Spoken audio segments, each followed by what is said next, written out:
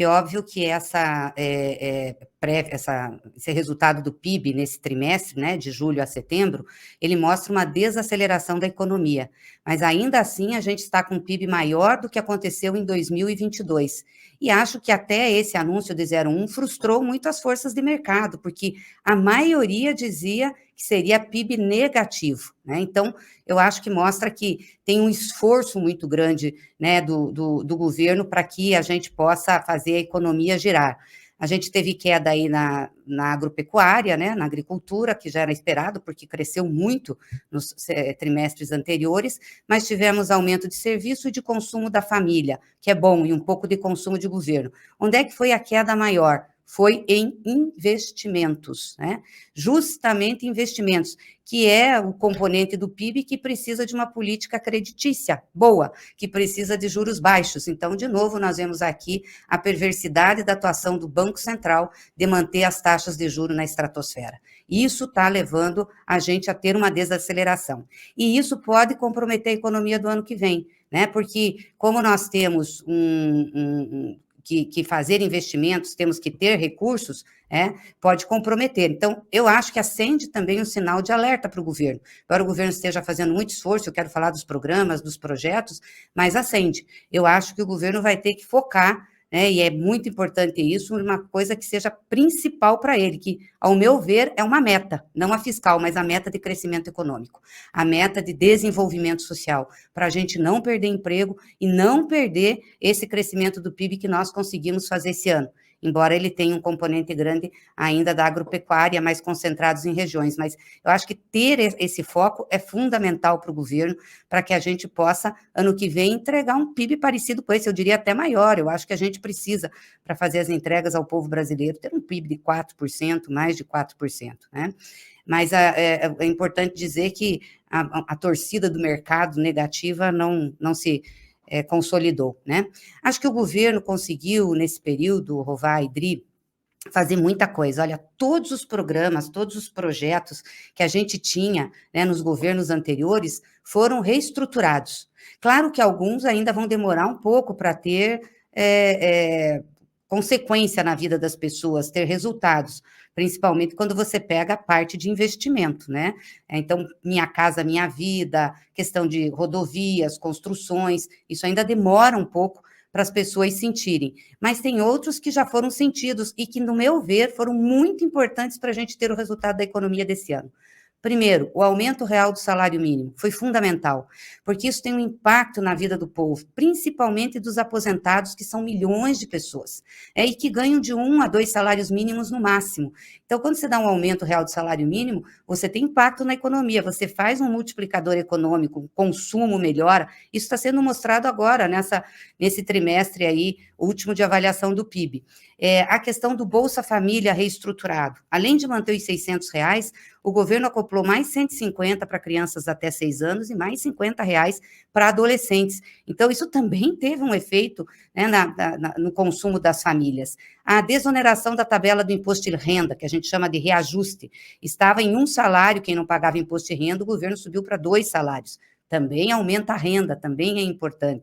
O desenrola, a melhoria do farmácia popular, enfim, é uma série de medidas e programas que já tiveram efeitos e que, ao meu ver, foram fundamentais para que a gente tivesse o resultado do PIB desse ano e para que aumentasse um pouco o consumo das famílias e aumentasse também a área de serviço. Então, eu acho que isso é muito positivo. E os programas que estão por vir na reestruturação que o presidente tem feito, né? Então, acho que isso é positivo. Como é positivo também a reinserção do Brasil no cenário internacional. Tem sido um sucesso a COP, né?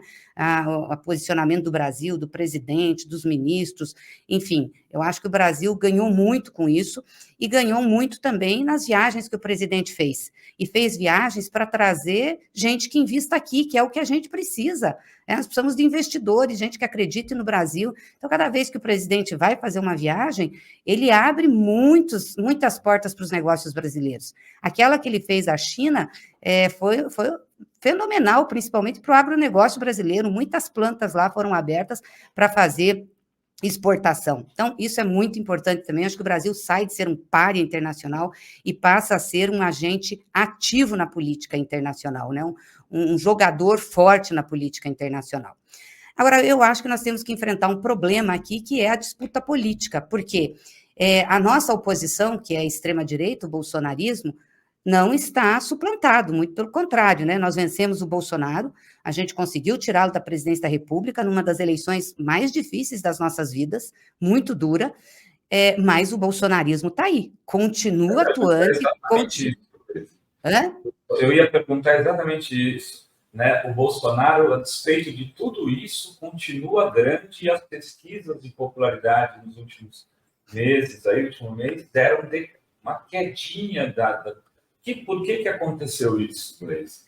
Porque eu acho, Rovai, que nós temos que ser mais intensivos na disputa política, né? Tanto o PT, e a gente tem tentado fazer isso, como o próprio governo, porque tem que disputar, tem que dizer o que o Bolsonaro deixou de fazer, o que fez de errado, cada vez que a gente lançar um programa.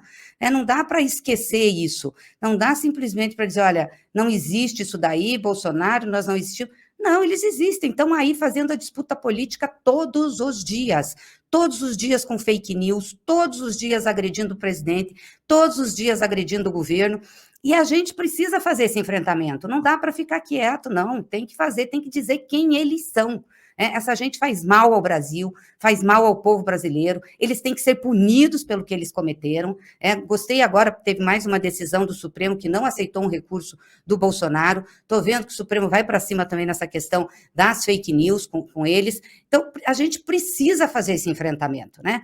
No Congresso tem a bancada de oposição, que eu acho que a gente tem que ser mais firmes nisso, mais firmes nesse enfrentamento, porque o resto, o Centrão não vai fazer, o Centrão vai se posicionar de acordo com os interesses dele. Aliás, se a extrema-direita voltar para o governo, o Centrão também vai estar no governo. Então, a gente tem que fazer esse embate, a gente tem que fazer esse debate, e o governo também tem que fazer, tem que lembrar todo dia o que o Bolsonaro fez na destruição das políticas públicas, né, na destruição do Estado brasileiro, o que fez contra a democracia. Esse embate é fundamental. Nós temos que reestruturar os nossos núcleos, estamos com um chamado para isso, do PT, para ter os núcleos de novo. Eu diria assim, nós não podemos desligar o modo campanha, infelizmente não podemos, né? Porque senão a extrema-direita, ela tem força para voltar e tem força para se posicionar. Então, nós temos que fazer esse embate firme com eles. Eu acho que a gente deu uma melhorada na comunicação do PT muito grande, o que nós éramos para onde nós fomos. Hoje o PT é um partido que tem as maiores redes entre os partidos, seja do Face, do Instagram, enfim, de todas as plataformas, e é um partido que procura informar muito sua militância. Eu acho que a gente tem que fazer mais um enfrentamento político, porque a gente ficou muito na informação, a militância sobre as questões do governo, o que estava acontecendo, e eu acho que a gente deixou de fazer um pouco isso. Então, a questão das fake news também está em relação a isso. Nós estamos reestruturando isso agora, ou seja, nós vamos voltar a ter uma ação mais parecida com o que a gente teve na campanha, de enfrentamento, de jurídico, para poder não deixar essas fake news prevalecerem, né? E isso também movimenta as nossas redes. Agora, é claro que o PT tem uma limitação de chegar ao público, porque é o PT. Então, as pessoas que nos ouvem são as pessoas que têm simpatia por nós, né? Que gostam de nós, não só os filiados, mas que têm simpatia. A gente tem que aumentar essas pessoas que têm simpatia. E aí, isso tem a ver com o nosso posicionamento e tem a ver também com os próprios resultados do governo do presidente Lula.